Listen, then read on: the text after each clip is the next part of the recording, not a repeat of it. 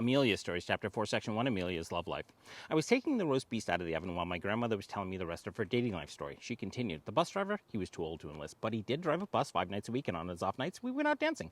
He wasn't such a good kisser, but boy, could he cut a rug. There was a plumber who lost his wife, he didn't last that long, and the lawyer who I met while I was having my first husband declared dead. I interrupted her. Jesus, Grandma, just how many men were you dating? She thought for a moment, then started counting on her fingers. About 13 or so, she said. At the same time, I asked?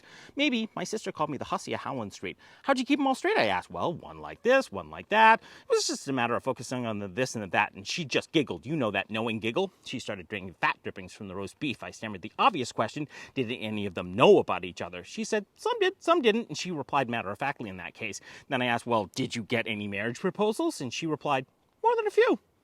Amelia Stories, Chapter 4, Section 2, Amelia's Love Life. My grandfather took a long pull on his stogie as he was getting up out of the chair. Then he exhaled and the smoke filled the air swirling around him. Standing up, he began. Son, by the time I came along, your grandmother had dated nearly every man on Blue Hill Avenue, and she hadn't married none of them yet. Time was on my side. I wasn't too worried. My plan was working just fine. I asked, you mean your plan of being indispensable to her? He had started walking down the hallway to the kitchen, and I followed. He said, look, it got me in the house, and it got me to see her, and that was the important part to me, he said, pulling on his stogie. But Grandpa, she was dating other men. He stopped and turned to face me. Well, I'm the one that married her, didn't I? So I guess I must have done something right. Right? He said, poking his finger into my chest and winking. I couldn't argue with that.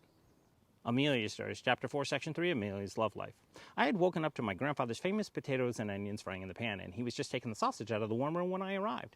I had gone upstairs early this morning to get an answer to my question, what was his grand plan? As he told it, my grandparents fell into a familiar pattern of interaction. Amelia would call, he'd go over, and then she'd go out with some new guy that had asked her out on a date. I asked if he had met any of the men that she was dating, and he said, sure. As a matter of fact, a few of them ended up being at our wedding, he said. He loaded up my plate with food at that point, and we went into the dining room. It was just the two of us this morning. My grandmother never ate breakfast with him. He would fix her a plate and then go serve her in bed every morning. He continued, they were nice fellas, and he stopped. But, I questioned, but not one of them moved her. Over time, your grandmother and I became very good friends. She eventually started confiding in me to get a man's perspective. She thought she was in the clear. She wasn't. I hadn't given up. I just didn't tell her my plan. My grandmother yelled from her bed, good breakfast this morning, Phil, thank you.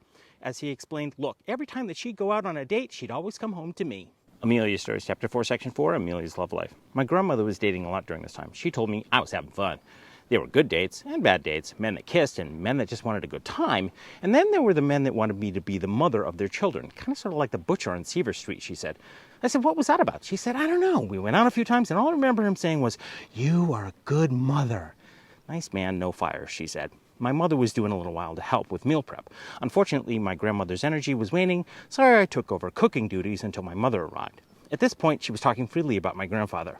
She said, we did become good friends, and I let him babysit because basically my sister couldn't anymore because of her new job. So if his plan was to get to babysit my kids, he succeeded, because that's all he was going to get. Just then, the downstairs front door opened, and my mother came bounding through. Ma! Where are you at? A Tasmanian devil, a whirling dervish of energy just entered. Mitzi, Joni, my mother, had arrived. Amelia Stories, Chapter 4, Section 5, Amelia's Love Life. My mother took over cooking duties from my grandmother, who had gone back to bed to rest. In between stirring, pouring, and simmering, she let this drop. Your grandfather almost didn't get to marry your grandmother, you know, she said. What? I asked for clarity. Yeah, your grandmother had met some salesman at one of her jobs, I think. Mom had put down her spoon, and I was hanging on her every word. Mr. Moose, that was it. That was his name, she said out of nowhere. He liked to be called Moosey. I hated him immediately, but your grandmother was all googly-eyed over him, she said. What'd you hate him for? Well, she began, he was kind of creepy with me, she said, and then went on. Usually by the third or fourth date, most men were gone. But Mr. Moose had survived unscathed with no end in sight. They were all hot and heavy for weeks on end, if not a month or two, and which made me believe that your grandfather was out. She continued. At the time, I was 12, going on 21, and I was getting a lot of attention, if you know what I mean. And Mr. Moose seemed to be paying a lot of attention to me when your grandmother wasn't looking, which made me feel very uncomfortable, she said. I knew exactly what she was talking about. What did Grandma do about it? Her response? All I know is that I told her about it, and then Mr. Moose didn't come around anymore. Amelia Stories, Chapter 4, Section 6, Amelia's Love Life. The holiday came and went, and so did family. I had come upstairs from my room to sit with my grandmother before I went to work. My grandmother was in good spirits today. Grandma, who is Mr. Moose? She was caught off guard by that one. Good Lord, I haven't heard that name in years, she said. Mom said that you almost didn't marry Grandpa because of him. She started, well, she's not wrong about that. He asked me to marry him. I sat down immediately. I was in shock. Seeing the look on my face, she went on. By date number 4, we were in love. By date number 7, he asked. He He was everything I was missing in my life. He was fun, he could dance, extremely good-looking, quick-witted, and boy did he know how to kiss. He had me swooning the first time he said hello to me. I asked the obvious question, what'd you say when he asked? I told him that I had feelings for him, but I wasn't ready to marry him or anyone else. He was disappointed naturally, but every time that we got together, he'd reminded me that we were made for each other. We sure had a lot of fun together. Ben, she drifted off in a smile. Amelia's Stories, Chapter 4, Section 7, Amelia's Love Life. Amelia, he's got to go, my grandfather said. My mother chimed in, Mama, he just gives me the creeps the way he looks at me. Amelia couldn't argue with her daughter. Benjamin, Mr. Moose, was so nice in so many ways, she said. But the thing with Joni, that was the stick that broke the dam and Ben had to go. She called him and told him it was over. Naturally, she was upset with having to cut things off with Mr. Moose. It would be several more months before I could get the full story about Mr. Moose. She didn't go into great detail, but it became obvious that Mr. Moose really could have been my grandfather all too easily. Mr. Moose did try to get back into her good graces several times, but she wasn't having any of it. She stopped accepting calls from him, and eventually he gave up trying. Amelia was done. After that, Amelia cut back on her dating. I just didn't want to anymore, she said, picking up her newspaper. Amelia's Stories, Chapter 4, Section 8, Amelia's Love Life. My grandfather's plan seemed to be working quite nicely according to him, and that's when life threw him a curveball. Enter John McClenny, my genetic grandfather. John McClenny was Amelia's first husband. He'd gone out for milk one night and never came back. My grandmother said that John wanted to be a merchant marine. However, he needed a little help getting a ship, and that's where the mob stepped in. She met John through a friend who himself was in the mob. They needed an inside man on a run to Johannesburg, and John needed the gig. His job was to smuggle precious jewels out of South Africa and bring them back to the States.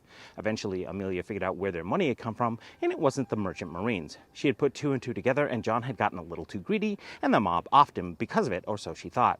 She came to that conclusion because of a monster smoky diamond that he had come home with a few days before he disappeared. He had wanted to give the stone to Joni for her birthday, but he never got the chance. And the reason why all of this is important is because a friend of Amelia's swore that she'd seen John a few days earlier. Amelia's Stories, Chapter 4, Section 9, Amelia's Love Life. That's not possible. He's dead, Amelia said. Her friend was insistent that she'd seen John a few days earlier walking Warren Ave.